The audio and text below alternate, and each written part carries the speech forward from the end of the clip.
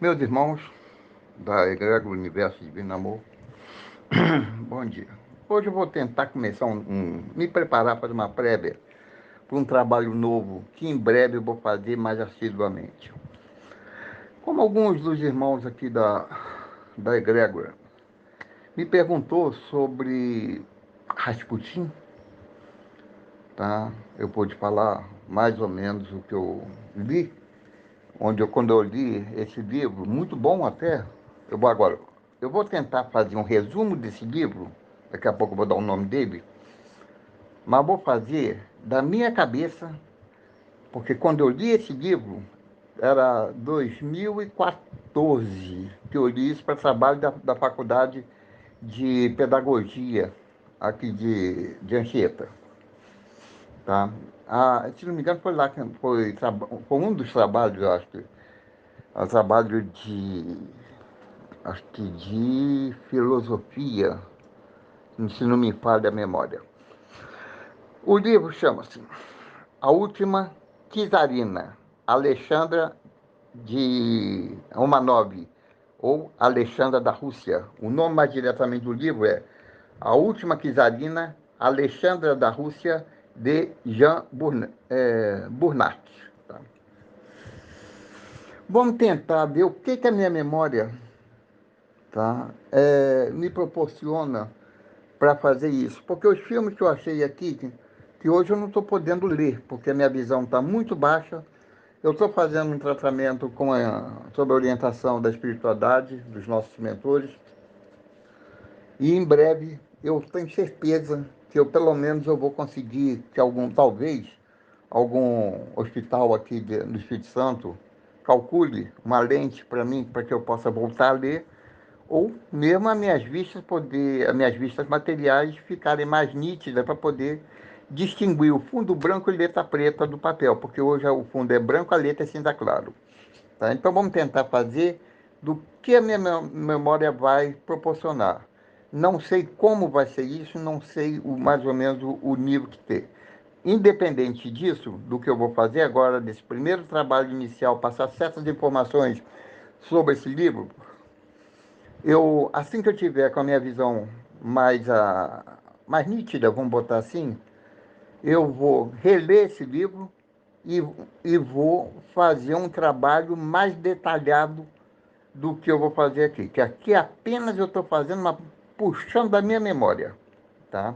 Eu me lembro que esse livro, eu li ele para poder entender, eu tive que ler ele mais ou menos 5 vezes seguida, né? Coisa raríssima acontecer comigo, ler 5 vezes. Eu lia vários livros. Nessa época eu cheguei a ler 300 livros por ano, tá? Mas vamos ver o que minha memória proporciona, tá? Alexandra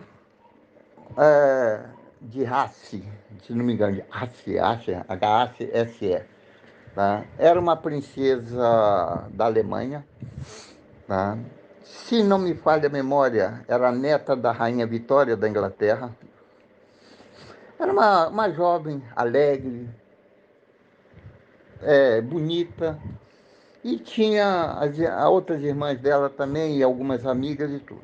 Uma vez a avó dela convidou ela para poder, com segundas intenções, lógico, evidente, a Rainha Vitória não dava ponto sem nó, convidou ela para poder passar uma temporada no castelo dela.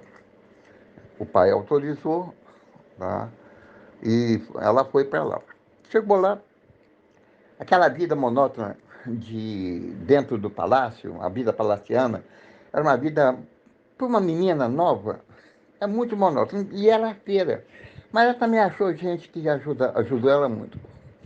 Ela teve uma ama de cão-companhia que era um verdadeiro cão de guarda para ela, amorosa. Tá? Depois veio ter uma outra que era perigosa. Ela e as amiguinhas dela, do palácio, elas descobriram uma passagem secreta para entrar e sair do palácio sem ser vista.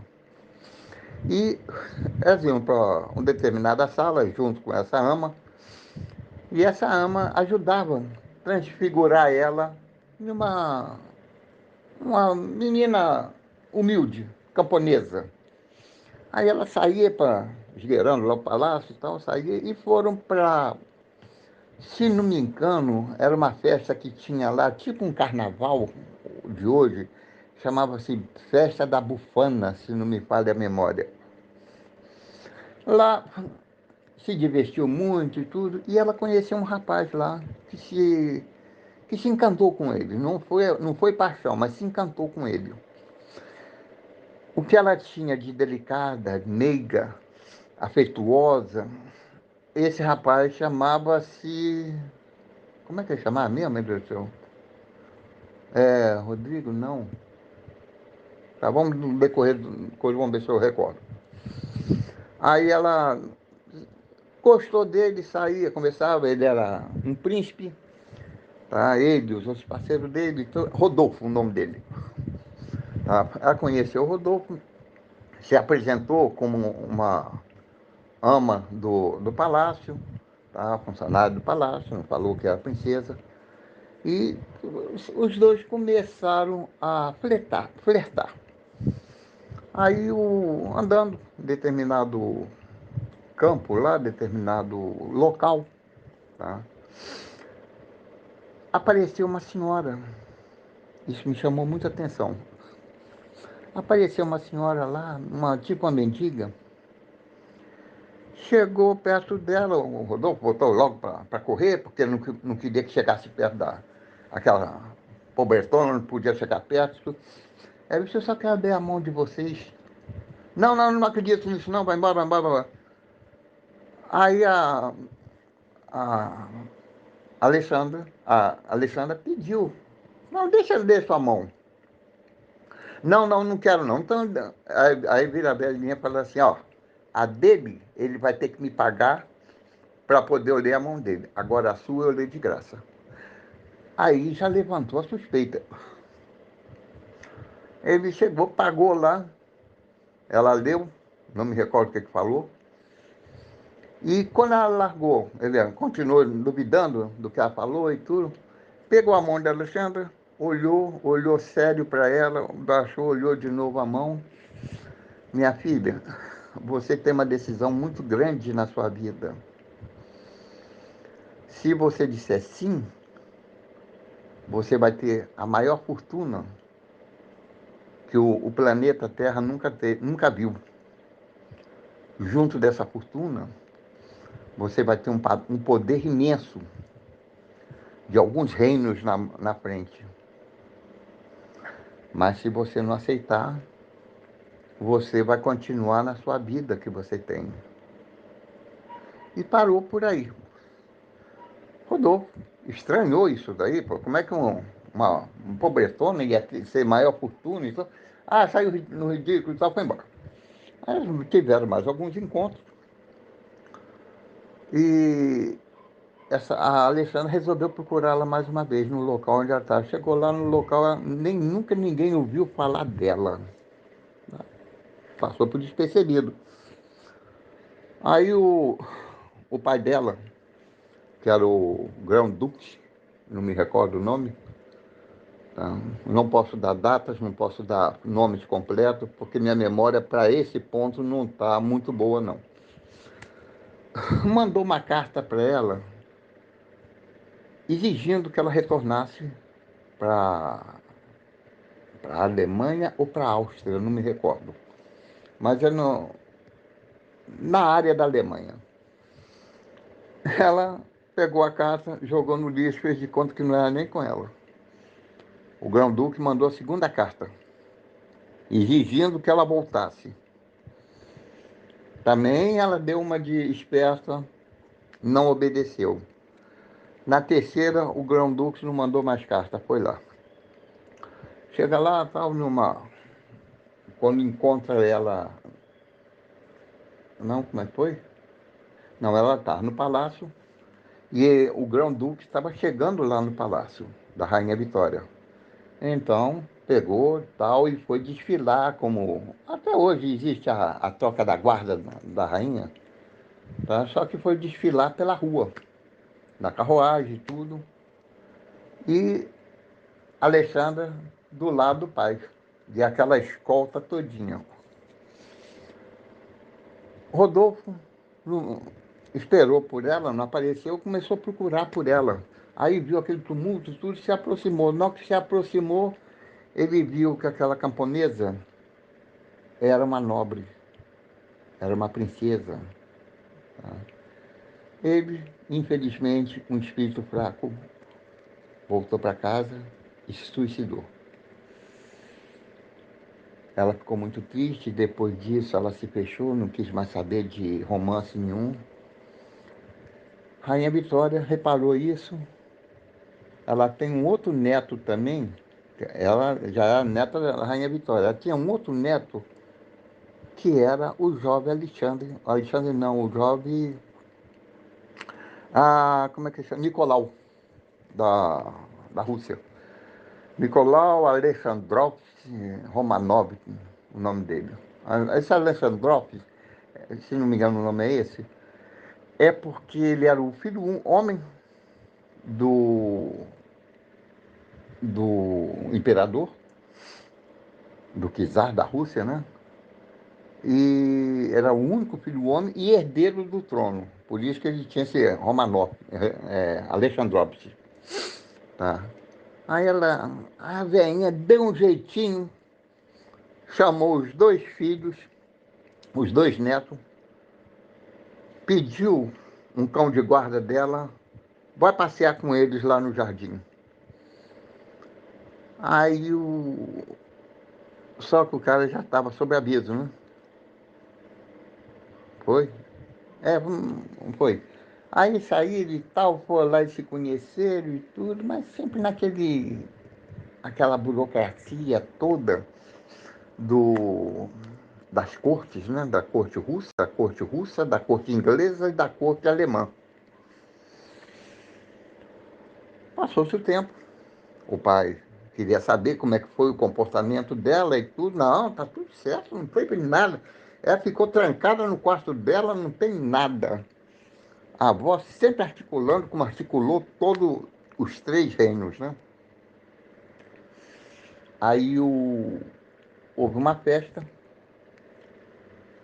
e o czar da Rússia convidou a Alexandra para poder ir nessa festa. Que a vovó Vitória já tinha dado um toquezinho nele para poder convidar. Então ele convidou e tudo. Chegou lá, os dois jovens lá se encontraram, todo assim meio parado ali. Vovó deu um jeitinho de botar os dois fora do salão. Aí se encontraram lá fora, começaram a conversar, ela um encanto de menina, ele um encanto de rapaz, delicado, culto, adorava as plantas, adorava os animais. E isso daí encantou ela. E ela se apaixonou por ele. E ele por ela, né? Aí ela teve que voltar para a Alemanha e tudo. O czar da Rússia era um, um rei, vamos dizer, ríspido. Ele gostava das coisas certas. Ele não admitia coisas erradas. Então, o que acontecia? Ele, o irmão do... Bom, eu não me recordo o nome dele. O irmão de Lenine, tá? Foi em um determinado local lá da Rússia, numa confusão que teve, ele estava no local errado, na hora errada. Por conseguinte, ele foi preso. Uma vez que foi preso, o czar autorizou a sentença de morte dele. Ele foi condenado à forca. E isso foi, na família do rapaz, foi uma bomba, né? O filho mais novo, o filho mais velho, futuramente ele ia ganhar o apelido de Lenin, ele não perdoou o czar e jurou destruir a família imperial. Quando ele estava perto de desencarnar, perto de morrer, ele não queria deixar o filho dele, Nicolau, o futuro czar da Rússia, solteiro. Então ele mandou uma mensagem para o Grão-Duque, lá da Alemanha, e pedindo a presença da Alexandra lá, porque já ia haver o casamento lá.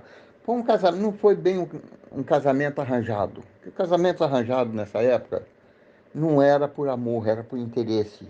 Mas o caso de Alexandre, Alexandra e Nicolau foi um casamento por amor. Um amor nunca visto na história. Um amor fraternal. Tá? Um amor, vamos dizer, sem cobrança.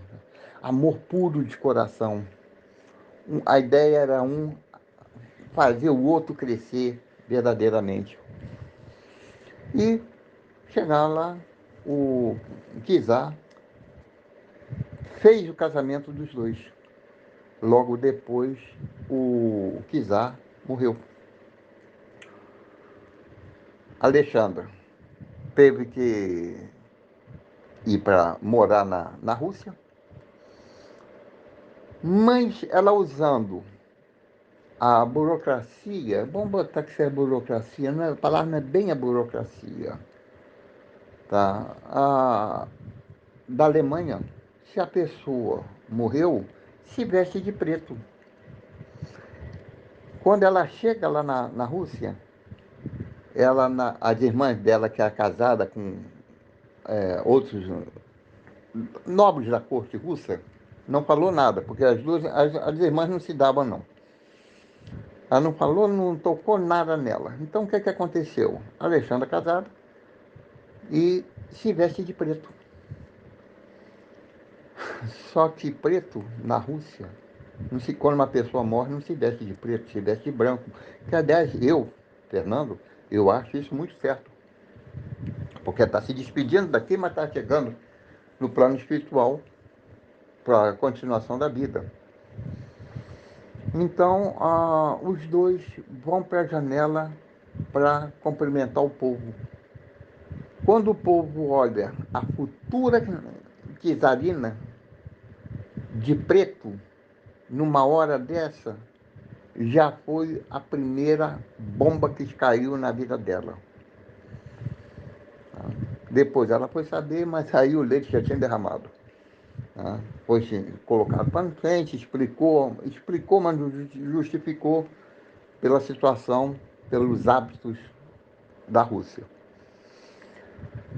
No decorrer da vida de casado, ele muito dedicado a ela, o amor dos dois era um amor que nunca foi visto em lugar nenhum. Foi o que a velhinha falou.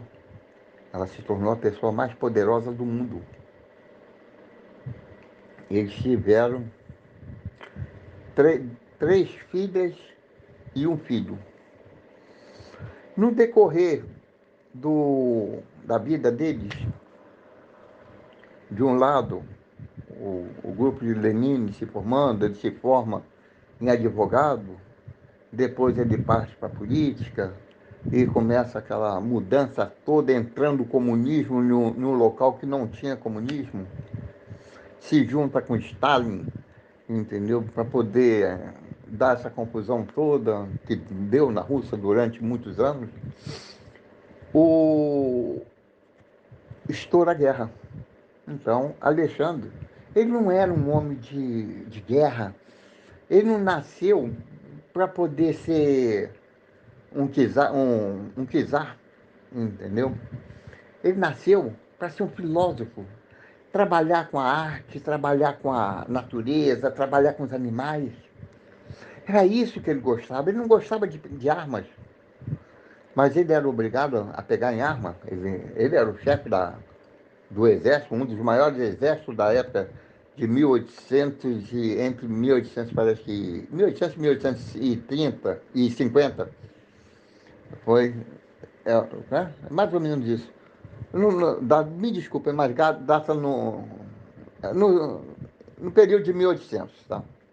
Vamos botar assim, porque a morte dele parece que foi em 1902, por aí a morte do casal. Então, houve essa confusão toda, guerra e tudo. E eu mesmo, eram duas guerras, a guerra mundial que estava dando lá, e a guerra interna dentro da Rússia, tá? Com a entrada, o princípio da entrada do comunismo, foi aí que o comunismo entrou. Então, naquela confusão toda, o Lenin ganha força e começa a crescer lá dentro da Rússia.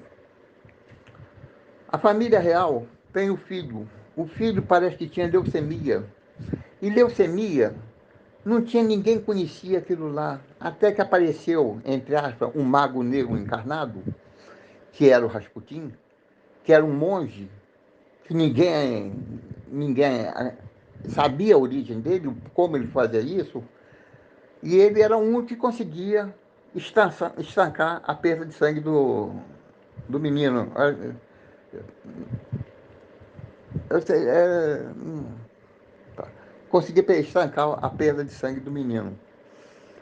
E o Rasputin também tinha ligação com Lenin, com o comunismo.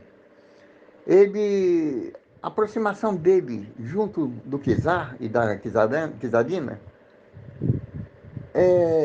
prejudicou muito a imagem deles lá na Rússia. Enquanto ele ficava cada vez mais rico, ele aprontava e armava, vamos botar assim, para os dois. Os dois na família Romanov. Chega num ponto que o comunismo entra, firme, Lenin assume o poder, dá voz de prisão para Nicolau II, ele ficou preso no lugar, a família, a Alexandra da Rússia, foi para outro local junto com os filhos. E eles tinham avisado a eles que eles iam ser deportados para outros locais, tá? Iam sair da Rússia, porque o comando agora já era de Lenin. Então, o que a família Romanov fez? Pegou os filhos e colocou uma determinada quantidade de joias, de pedras, para cada um, e para onde eles fossem, pudesse sobreviver lá fora. O grupo de Lenin pega o Nicolau II, leva e coloca junto com a família. Agora vocês ficam aí porque depois da manhã vocês vão seguir viagem para outros países. Quando foi mais ou menos de madrugada, todo mundo dormindo ainda, as portas se abrem e o exército vermelho adentra dentro da sala e fuzila todo mundo. Pega os corpos e leva para um determinado local lá, jogaram os corpos lá. Tá? Tipo um pântano para poder sumir. Uma das filhas da Alexandra, ela foi baleada, mas não morreu. E se fez de morta. Depois que todos foram embora, ela voltou e caiu várias pedras no caminho. Essas pedras foram achadas depois pela arqueologia, achou muita coisa lá, tudo. Então, eu não posso me estender muito não, porque o programa para fazer a mudança do vídeo aqui é 25 minutos, já está com 23 minutos, quase 24 minutos. Então, essa é a história do livro A Última Cesarina, Alexandra da Rússia, de Jean Burnat. Vocês me perdoam por não ter dado maiores detalhes, porque o 2014 até agora já tem um tempinho que eu nunca mais voltei a ler esse livro, isso aqui está na minha cabeça. E eu acho que esse resumo vai poder ser útil para vocês. Esse vai ser a pedra fundamental do trabalho, que assim que minha vista estiver melhor, que eu puder ler aqui, voltar, ter o título novamente de rato de biblioteca, que minha vida toda eu tive esse título de rato de biblioteca, eu vou poder ter vários livros, inclusive todos os livros que eu publiquei, todos os trabalhos que eu publiquei, com exceção da minha biografia, no meu blog, que eu já passei para todo mundo, eu vou reler e vou transformar em vídeo para publicar aqui para vocês. Muito obrigado, muita paz, que Jesus nos abençoe.